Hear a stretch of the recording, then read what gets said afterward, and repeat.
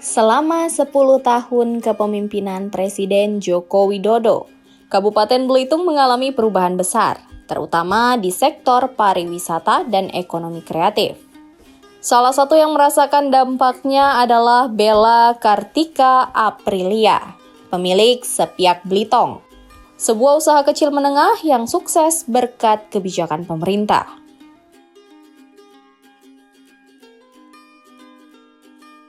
Bella memulai usahanya dari skala kecil, menjual batik khas Belitung dengan filosofi sepiak, yang berarti sebagian. Filosofi ini ia pegang teguh dengan tujuan memberdayakan masyarakat lokal dan menciptakan lapangan kerja bagi penyandang disabilitas.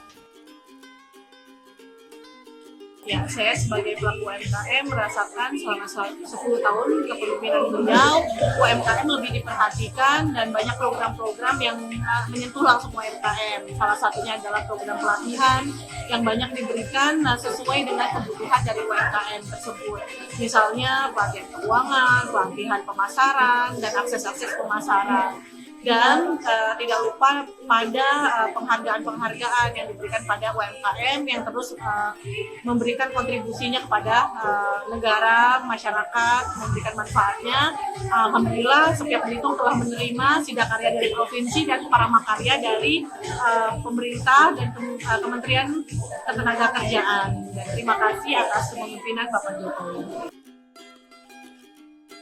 Usaha Bella berada di jalur wisata KEK Tanjung Kelayang, salah satu proyek andalan di era Presiden Jokowi. Sejak diresmikan pada 2019, KEK ini berkembang menjadi destinasi pariwisata internasional. Dukungan pemerintah terhadap UMKM di Belitung tidak hanya dirasakan Bella. Data pemerintah menunjukkan peningkatan signifikan jumlah pelaku usaha di Belitung naik 8,6% sejak 2019. Dengan predikat kita tadi yang masuk di dalam KSPN ya, itu menyebabkan kita menjadi sangat spesial dari kementerian. Dalam konteks di situ kita juga menjadi 10 DPP tadi ya, daerah pariwisata prioritas di nasional sendiri. Nah, kondisi ini juga menspesialkan kita. Ditambah lagi kemarin predikat kita sebagai Belitung UNESCO Global Geopark, walaupun itu dengan Belitung ya, satu pulau. Tetapi ketiga predikat yang kita miliki itu cukup membuat kita mendapatkan program-program langsung dari pusat, dari seluruh kementerian. Ada banyak program akhirnya turunan-turunan dari itu, seperti misalnya IAT Perhutanan Sosial, kemarin ini lagi ya, Integrated City Planning, yang itu merupakan program-program unggulan yang maksudnya mereka itu secara nasional yang ditempatkan di Kabupaten Belitung. Dengan konteks tersebut kita punya banyak fasilitas-fasilitas yang tentu saja tidak didapatkan oleh kabupaten-kabupaten yang lain. Nah, artinya luar biasa sebenarnya dari aspek pemerintah pusat sendiri untuk memprioritaskan Kabupaten Belitung. Bagi kita hanya dengan tidak cukup dengan mengandalkan APBD saja, sehingga kita butuh memang support dana-dana dari pusat, dari kementerian. Oke. Sebenarnya sasaran kita dulu adalah kita menyediakan kawasan yang penuh dengan strategis untuk pariwisata ya, maksudnya kespesialan bagi mereka yang masuk dengan KEK akan kita bantu dengan banyak kemudahan-kemudahan. Nah, ketika tamu masuk, nah kita aspeknya adalah akan memberikan berbagai atraksi untuk tamu-tamu yang masuk ke daerah kawasan Sheraton misalnya. Sehingga posisinya yang akan menerima manfaat itu tidak hanya sekedar investor yang masuk di situ, tetapi juga adalah masyarakat di sekitarnya.